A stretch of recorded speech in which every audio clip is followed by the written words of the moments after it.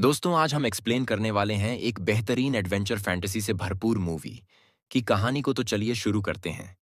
यह कहानी आज से 5000 साल पहले की है। तब पिरामिड की शुरुआत भी नहीं हुई थी, जिस दौर में इजिप्ट के लोग छोटे छोटे कबीलों में रहा करते थे।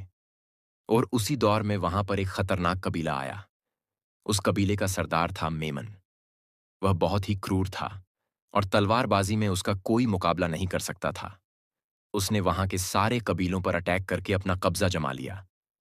मेमन आज तक कोई युद्ध नहीं हारा था और उसकी जीत का कारण एक खूबसूरत जादूगरनी कसांड्रा है, जो अपनी शक्तियों से भविष्य में होने वाले युद्ध के परिणाम उसे पहले ही बता देती थी। और इसी वजह से मेमन अजेय बना हुआ था। अब बस कुछ ही कबीले बचे थे जो मेमन से लड़ना नहीं चाहते थे।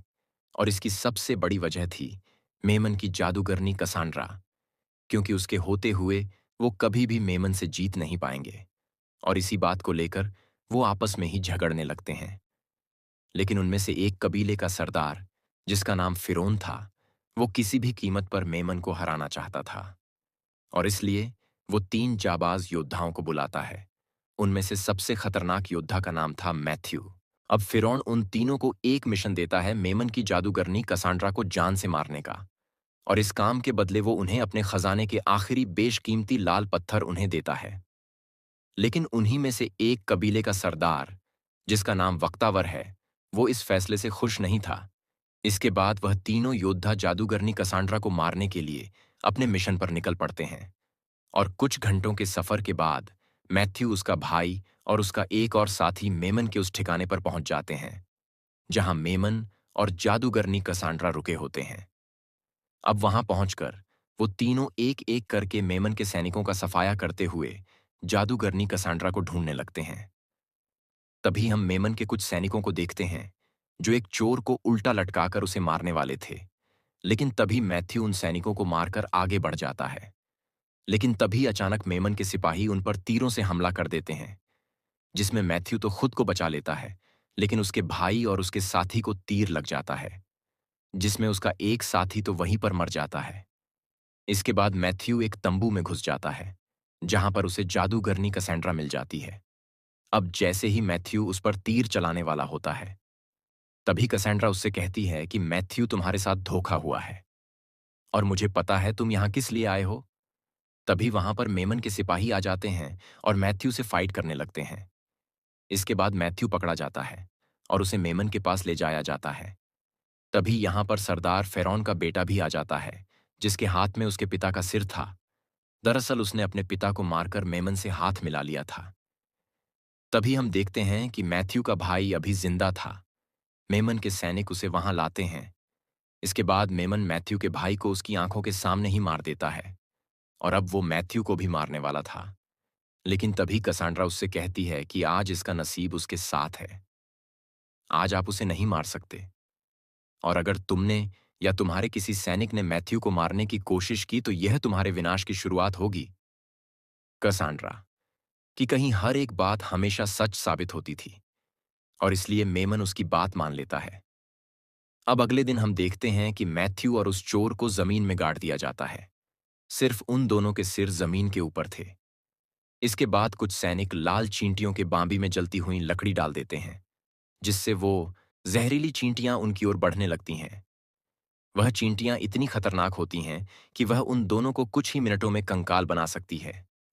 लेकिन इससे पहले ही वह चोर वहां से 9-2-11 हो जाता है और मेमन के सैनिकों पर पीछे से अटैक करता है, जिसके चलते उन चींटियों की बांबी टूट जाती हैं और अब वो चींटियां चारों तरफ से मैथ्यू की ओर बढ़ने लगती हैं। अब मैथ्यू उस चोर से उसकी हेल्प करने के लिए रिक्वेस्ट करता है। इस पर वह चोर कहता है कि पहले वादा करो कि तुम मुझे नहीं मारोगे और हमेशा अपने साथ रखोगे और लूट का आधा हिस्सा मुझे दोगे। अब मैथ्यू उसकी सभी मांगों को मान लेता है। इसके बाद चोर उसे बचा लेता है। अब मैथ्यू अपने भाई की मौत का बदला लेने के लिए उस चोर को वहीं छोड़कर वहां से मेमन के राज्य कुमोरा की ओर जाने लगता है। दूसरी तरफ हम मेमन को देखते हैं, जो कसांड्रा के पास आता है और उससे पूछता है कि आज का दिन कैसा रहेगा। इस पर कसांड्रा उससे कहती हैं कि आज तुम पश्चिम पर कब्जा कर लोगे। मेमन कहता है कि वह बचे हुए कबीलों पर हमला करके पूरे राज्य पर शासन करेगा और अमन कायम करेगा। इस पर कसांड्रा कहती है कि लड़ाई और खून खराबे से कभी अमन कायम नहीं हो सकता। जिस पर मेमन कहता है, इसके बिना और कोई रास्ता नहीं है, और जब मैं इस देश का राजा बनूंगा तब मैं तुमसे शादी करूंगा। तब कसांड्रा कहती हैं कि जब तक मैं कुंवारी हूं तब तक ही मुझ में भविष्य देखने की शक्तियां रहेगी। अगर तुमने मुझसे रिश्ता बनाया तो मेरी शक्तियां हमेशा के लिए खत्म हो जाएंगी। दूसरी तरफ मैथ्यू और वो चोर मेमन के शहर में पहुंच जाते हैं। अब वह चोर मैथ्यू से कहता है कि मैं भी तुम्हारे साथ चलता, लेकिन मेमन ने मुझ पर इनाम रखा है, इसलिए तुम जाओ, मैं यही तुम्हारा इंतजार करता हूं। अब मैथ्यू उसके मुंह पर मुक्का मारकर उसे बेहोश कर देता है और उस शहर में घुसने के लिए मेमन के सैनिकों से कहता है कि मैं इस चोर के बदले इनाम की रकम लेने के लिए आया हूं। इसके बाद उसे जाने दिया जाता है। जब मैथ्यू उस शहर बाजार में जाता है जहां पर कुछ बच्चे मैथ्यू को घेर लेते हैं और उसके लाल पत्थर की पोटली चुराकर भाग जाते हैं। मैथ्यू उस बच्चे का पीछा करता है और उसे पकड़ लेता है। इसके बाद वो उस बच्चे से उसे मेमन के महल तक ले जाने के लिए कहता है और इसके बदले में वो उसे बेशकीमती पत्थर देगा। इस पर वह बच्चा मान जाता है। अब वो बच्चा उसे महल के अंदर ले आता है। तभी मेमन के सैनिक उसे देख लेते हैं। अब मैथ्यू और वो बच्चा एक लैब में पहुंच जाते हैं जहां पर उन्हें एक बूढ़ा आदमी मिलता है। दरअसल वो एक वैज्ञानिक है और वो बारूद बना रहा होता है। मेमन ने इस वैज्ञानिक को बंदी बना रखा है ताकि वो मेमन के लिए नए नए आविष्कार कर सके। मेमन चाहता है कि वो आदमी एक ऐसे बारूद का निर्माण करे जिसे वह जंग में इस्तेमाल करेगा। इसके बाद मैथ्यू उस आदमी से मेमन के बारे में पूछता है। इस पर बूढ़ा कहता है कि इस समय मेमन तुम्हें कसरत करते हुए अखाड़े में मिलेगा। इसके बाद वह बच्चा मैथ्यू को उस जगह पर लेकर जाता है जहां से वह मेमन पर निशाना लगा सकता था। अब मैथ्यू उस बच्चे को उसके काम के बदले में उसे एक लाल पत्थर दे देता है। इसके बाद वो जैसे ही मेमन को टपकाने के लिए उस पर निशाना लगाता है, मेमन के सैनिक उस बच्चे को उस कीमती लाल पत्थर के साथ पकड़ लेते हैं और उसे मेमन के पास लाया जाता है। अब मेमन उस पत्थर को चुराने के जुर्म में उस बच्चे का हाथ काटने का आदेश देता है, क्योंकि इजिप्ट में चोरी करने वाले की यही सजा है। जैसे ही मेमन का सैनिक उस बच्चे का हाथ काटने के लिए हथियार उठाता है, मैथ्यू को मजबूर होकर उस बच्चे को बचाने के लिए उसके सैनिक पर निशाना लगाना पड़ता है, जिसके चलते मेमन सतर्क हो जाता है और बच जाता है। जिसके बाद मेमन के सैनिक मैथ्यू पर तीर चलाने लगते हैं और मैथ्यू को वहां से भागना पड़ता है। इसके बाद वो छुपने के लिए वापस उस वैज्ञानिक की लैब में घुस जाता है और उसके बनाए यंत्र से जंप लगाकर मेमन की दासियों के कक्ष में गिरता है। अब मैथ्यू उन दासियों के बीच फंस जाता है और तभी मेमन के सैनिक भी वहां आ जाते हैं। इसके बाद मैथ्यू उन सैनिकों से फाइट करते हुए महल से नीचे गिरकर लटक जाता और सीधा जादूगरनी कसांड्रा के कक्ष में जा गिरता है। उस समय जादूगरनी कसांड्रा स्नान कर रही होती हैं। तभी मेमन के सैनिक वहां भी आ जाते हैं। अब मैथ्यू उस जादूगरनी को अपने साथ लेकर पानी के रास्ते महल से बाहर आ जाता है, जहां पर एक बच्चा कुएं में सिक्का डालकर विष मांग रहा होता है।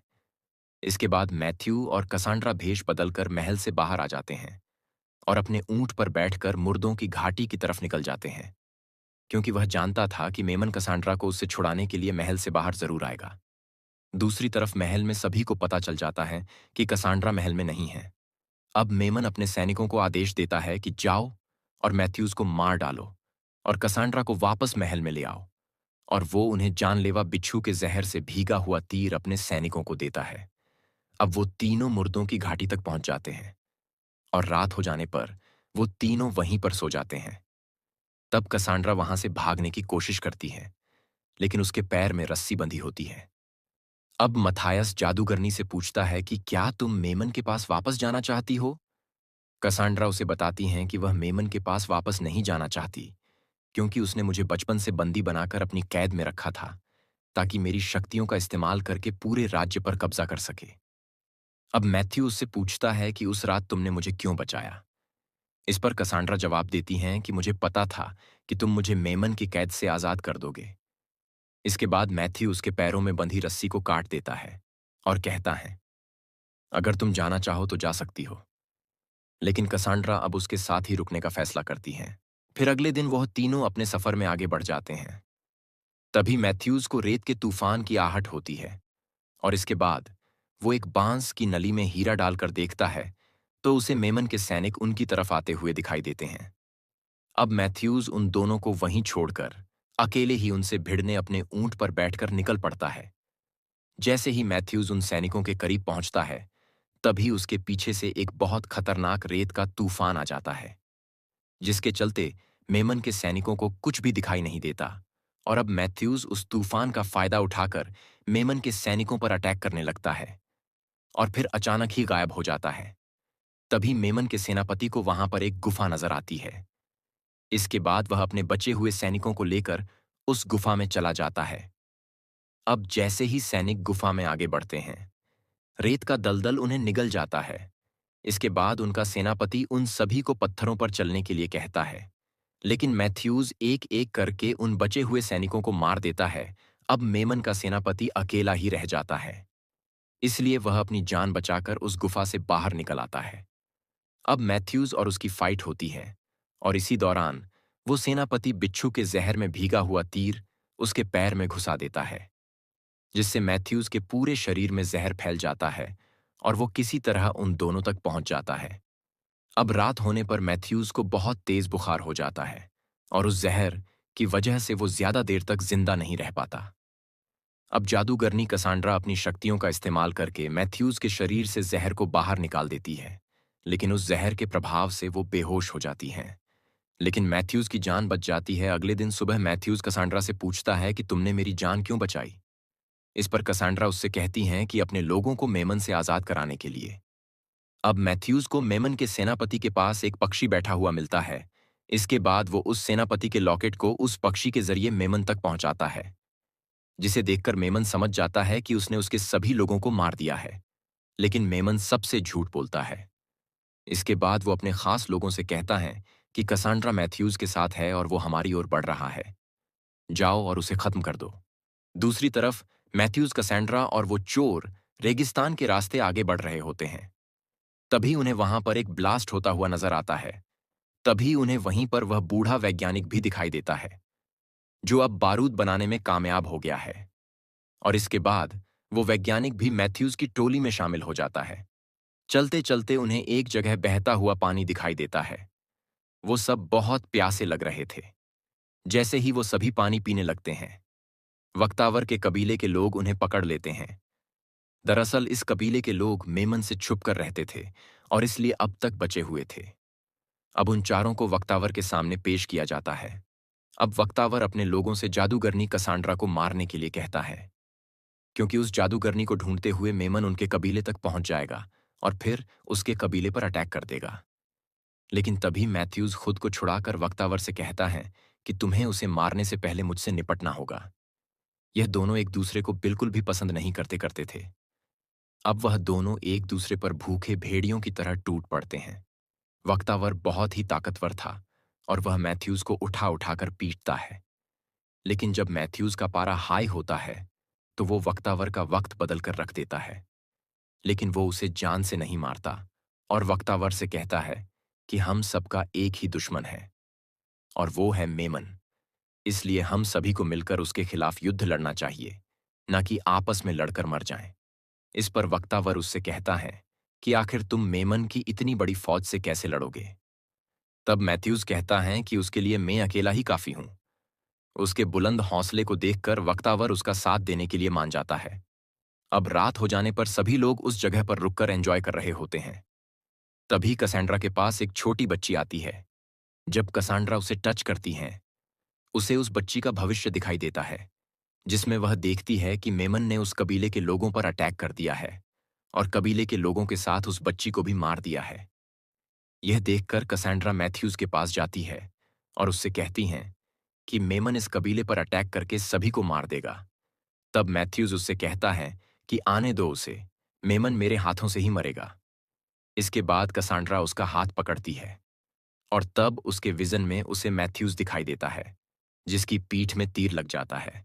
अब कसांड्रा उससे कहती हैं कि अगर तुम मेमन का सामना करोगे तो तुम मारे जाओगे। जिस पर मैथ्यू उससे कहता है कि मैं अपनी तकदीर खुद लिखूंगा। इसके बाद वो दोनों एक दूसरे के बहुत करीब आ जाते हैं, और जैसा कि कसांड्रा ने कहा था कि जब भी वह किसी पुरुष के करीब आएगी तो उसकी सारी दिव्य शक्तियां चली जाएंगी और वो फिर कभी भविष्य में होने वाली घटनाओं को देख नहीं पाएगी। इसलिए अब वो अपनी शक्तियों को खो चुकी थी।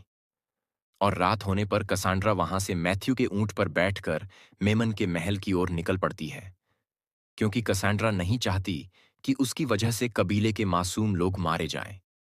अब अगले दिन जब मैथ्यू को पता चलता है कि कसांड्रा वापस मेमन के पास उसके महल में चली गई है, तो वह मेमन से उसे बचाने के लिए अकेला ही कमोरा शहर की ओर जाने लगता है, क्योंकि वह नहीं चाहता था कि कसांड्रा फिर से मेमन की गुलाम बन जाए। लेकिन वक्तावर उससे कहता है कि अगर तुमने अकेले ही मेमन को मार दिया तो फिर मुझे कौन पूछेगा। इसके बाद वक्तावर भी अपने लोगों को लेकर कमौरा शहर की ओर निकल जाते हैं। दूसरी तरफ हम मेमन को देखते हैं, जो अपने लोगों से कह रहा होता है कि आज की रात खूब खाओ पियो और जश्न मनाओ, कल सुबह हम जंग पर निकलेंगे। तभी मेमन का एक मंत्री उससे कहता है कि मुझे पता चला है कि जादूगरनी कसांड्रा महल में नहीं है। अगर एक बार हमारे सैनिक जादूगरनी को देख लेते तो उनका मनोबल बढ़ जाता, क्योंकि अगले दिन उन्हें युद्ध में जाना है। लेकिन मेमन उन्हें फिर से झूठ बोल देता है और कहता है कि वह बीमार है। और तभी वहां पर कसांड्रा भी आ जाती है। इसके बाद मेमन उससे कल होने वाली जंग के नतीजों के बारे में पूछता है। तब कसांड्रा उससे कहती है कि कल जंग में आप जीत जाओगे। लेकिन मेमन को अब जादूगरनी कसांड्रा पर विश्वास नहीं रहा, क्योंकि उसे लगता है कि मैथ्यू ने उसके करीब आने की कोशिश जरूर की होगी और इस वजह से कसांड्रा ने अपनी शक्तियां खो दी हैं। और इसलिए मेमन कसांड्रा को अपने कमरे में जाने के लिए कहता है और इसके बाद वो उस मंत्री को भी मार देता है। और फिर वह अपने एक खास आदमी से महल की पहरेदारी करने के लिए कहता है। दूसरी तरफ मैथ्यू और कबीले के लोग भी मेमन के शहर में आ जाते हैं और वह महल के पहरेदार को चकमा देकर महल में घुस जाते हैं।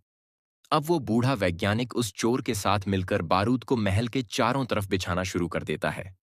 दूसरी तरफ हम मेमन को देखते हैं, जो जादूगरनी कसांड्रा के कमरे में जाता है और उससे पूछता है कि आखिर उस कातिल ने तुम्हें कैसे जाने दिया। इस पर कसांड्रा उससे कहती हैं कि वो तुम्हें मारना चाहता है, मैं तो सिर्फ एक जरिया हूं। तब मेमन कसांड्रा से कहता है कि मुझे तुम बदली हुई लग रही हो, मुझे लगता है तुमने अपनी शक्तियों को नष्ट कर दिया है। अगर तुम सच कह रही हो तो तुम्हें एक इम्तिहान देना होगा। इसके लिए मेमन अपने सैनिकों से 6 घड़ों को बुलाता है और उनमें से 4 घड़ों में जहरीले सांपों को डाल दिया जाता है। इसके बाद मेमन कसांड्रा से कहता है कि तुम्हारी शक्तियां बरकरार होंगी तो तुम बच जाओगी।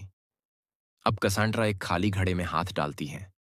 अब सिर्फ एक घड़ा और खाली बचा था, लेकिन मेमन कसांड्रा के चेहरे पर डर देखता है। तभी कसांड्रा सांप वाले घड़े में हाथ डाल देती है और सांप को उसकी तरफ करते हुए उससे कहती हैं कि तुम्हारा वक्त आ चुका है, मरने के लिए तैयार हो जाओ। तभी वहां पर मैथ्यू भी आ जाता है और इसके बाद मैथ्यू और मेमन के बीच जोरदार फाइट होने लगती है। दूसरी तरफ वक्तावर भी मेमन के सैनिकों पर टूट पड़ता है। तभी वहां पर सरदार फेरोन का बेटा भी वहां पर आ जाता है और उसे भी मारकर आगे बढ़ जाता है। दूसरी तरफ मैथ्यू की तलवार से वो घड़े फूट जाते हैं, जिसकी वजह से वो जहरीले सांप उस पर अटैक करने लगते हैं। लेकिन मैथ्यू मेमन के साथ साथ उनसे भी निपटता है। अब वक्तावर भी सैनिकों से लड़ते हुए मैथ्यू के पास आ जाता है। तभी वहां पर मेमन सैनिक पीछे से मैथ्यू पर तीर मारने ही वाला होता है, लेकिन इससे पहले कसांड्रा उसकी तरफ भागती है ताकि वह मैथ्यू की जान बचा सके, क्योंकि उसने पहले ही अपने विजन में मैथ्यू को मरते देख लिया था। लेकिन मैथ्यू कसांड्रा को पकड़कर घूम जाता है, जिससे तीर सीधा उसकी पीठ पर लग जाती है। इसके बाद कसांड्रा उसे जान से मार देती है। वहीं अब मैथ्यू बहुत जख्मी हो जाता है। तभी मैथ्यू को वहां पर एक धनुष मिल जाती है और फिर वो अपनी पीठ से उस तीर को निकालकर मेमन पर निशाना लगाता है। लेकिन मेमन अपनी तलवार से तीर को रोकने में माहिर होता है, लेकिन मैथ्यू अपनी पूरी ताकत से तीर को छोड़ता है, जिसके चलते उस तीर को मेमन भी नहीं रोक पाता और तीर सीधा जाकर मेमन के सीने में लगता है। और इसके बाद मेमन महल से नीचे गिरने लगता है। उसी समय वो चोर उनके बिछाए बारूद में आग लगा देता है और तभी एक बहुत बड़ा धमाका होता है। सभी सैनिकों के साथ मेमन भी उस धमाके में मारे जाते हैं और इस तरह मेमन का सफाया हो जाता है। इसके बाद सभी लोग मैथ्यू को अपना राजा मान लेते हैं। इसके अगले दिन कबीले के सभी लोग वापस अपने अपने इलाके में चले जाते हैं। साथ ही वक्तावर भी मैथ्यू को अलविदा कहकर वापस अपने कबीले में लौट जाता है। तब कसांड्रा मैथ्यू से कहती हैं कि मैं देख सकती हूं कि अब इस राज्य पर कोई खतरा नहीं रहा। जिस पर मैथ्यू उससे कहता है कि तुमने ही तो कहा था कि अगर तुम किसी के करीब आओगी तो तुम्हारी सारी दिव्य शक्तियां चली जाएंगी। तो फिर आज तुमने भविष्य को कैसे देख लिया? तो इस पर कसांड्रा उससे कहती है कि मैंने मेमन से झूठ कहा था ताकि वो मुझसे दूर ही रहे। इसके बाद मैथ्यू पूछता है कि आखिर कब तक हमारे इस राज्य में सुख और शांति बनी रहेगी। इस पर कसांड्रा जवाब देती है कि कोई भी चीज हमेशा के लिए नहीं होती। इस पर मैथ्यू कहता है कि तो फिर हम अपनी तकदीर खुद लिखेंगे, और फिर दोनों एक दूसरे को प्यार करने लगते हैं। और यहीं पर यह शानदार मूवी खत्म हो जाती है।